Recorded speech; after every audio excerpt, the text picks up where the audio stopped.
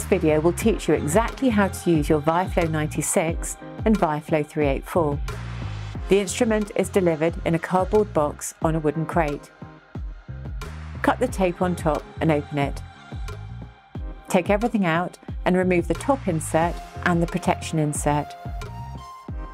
Be careful because the instruments both weigh around 20 kilos, and make sure you use the grip to carry them by placing one hand on the grip and the other one under the deck.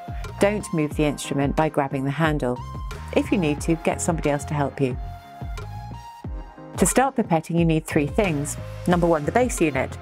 This is shipped with a communication cable, a power cable, operating instructions, and a few extras. Number two, a pipetting head, either a 24, 96 or 384 channel head. The larger volumes are shipped with spare O-rings and an O-ring removal tool. And number three is the plate holder. There are several to choose from, depending on the type of well plate you'll be working with.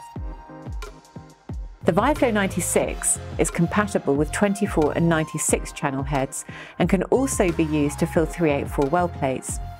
The VIAFLO 384 is compatible with 24, 96 and 384 channel heads for faster 384 well plate filling, and also for filling 1536 well plates.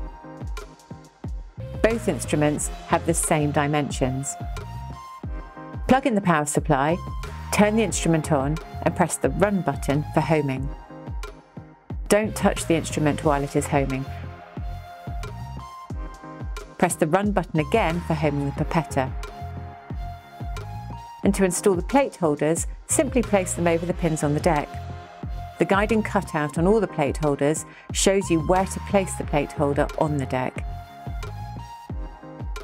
If you need to move the VIAFLO 96 or VIAFLO 384, park the instrument in the toolbox menu and turn the instrument off. Then it's ready for shipping.